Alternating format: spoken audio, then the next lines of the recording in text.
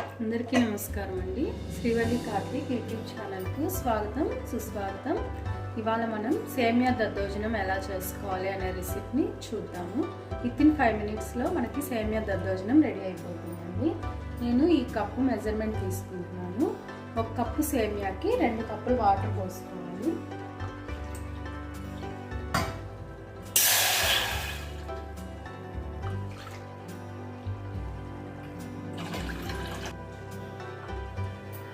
ఒక కప్పు సేమియాకి 2 కప్పులు వాటర్ పోసుకోవాలండి.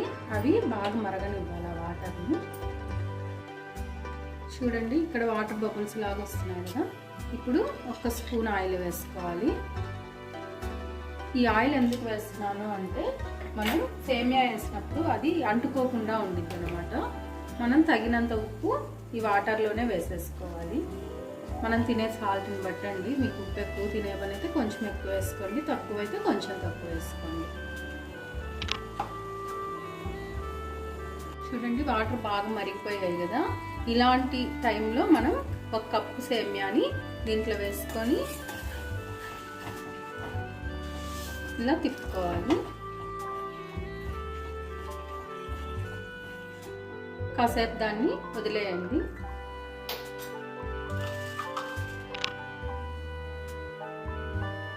చూడండి, ఇలా వచ్చింది కదా, అంటే సేమియా ఉడికిపోయిందనమాట. ఇలా పట్టుకొని చూస్తే మనకి అంటుకోవట్లేదు. చూడండి, ఇలా ఉడికిపోయిన తర్వాత మనం ఆపేసుకోవాలి. చూడండి, ఇప్పుడు ఉడికిన సేమియాలో ఉన్న హాట్ వాటర్ని మొత్తం నేను రిమూవ్ చేసేసాను స్ట్రైనర్లో పోసి. ఇప్పుడు కొంచెం కోల్డ్ వాటర్తో ఇలా కడిగేసుకోవాలి. మనం వేడి మొత్తం చల్లార్చుకోవడానికి అండ్ అది ముద్దగా అయిపోకుండా ఉండడానికి అనమాట. విడివిడిగా ఇట్లా వచ్చేస్తుంది. ఇది చల్లార్చిన సేమియా మొత్తాన్ని బౌల్లో తీసేసుకుందాం. మనం ఏ బౌల్లో అయితే దద్దోజనాన్ని కలుపుకోవాలనుకుంటున్నాము, సేమియా దద్దోజనం, ఆ బౌల్ తీసుకోవాలన్నమాట.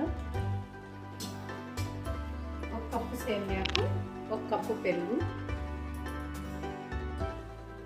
ఇలా మిక్స్ చేసేసుకోవాలి.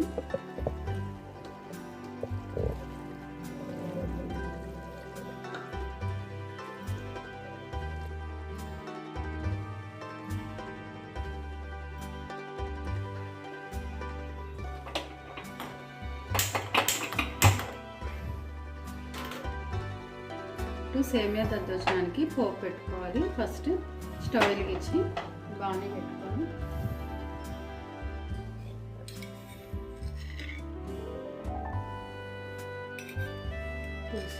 ఆయిల్ వేసుకోవాలి.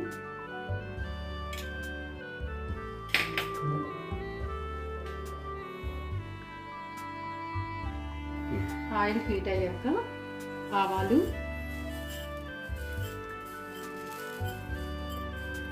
జీలకర్ర, మినప్పప్పు,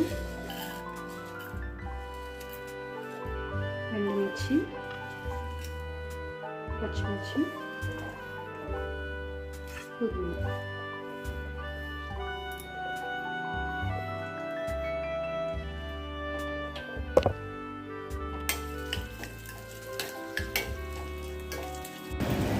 పోపు వేగిపోయింది. దీన్ని ఇప్పుడు మనం ప్రిపేర్ చేసుకున్నాం సేమియా దద్దోజనంలో.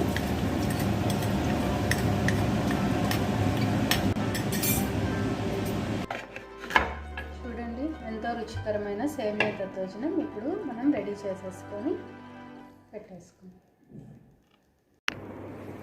ఈ వీడియో కనుక మీకు నచ్చినట్లయితే లైక్ చేయండి, షేర్ చేయండి, సబ్స్క్రైబ్ చేయండి. Thank you.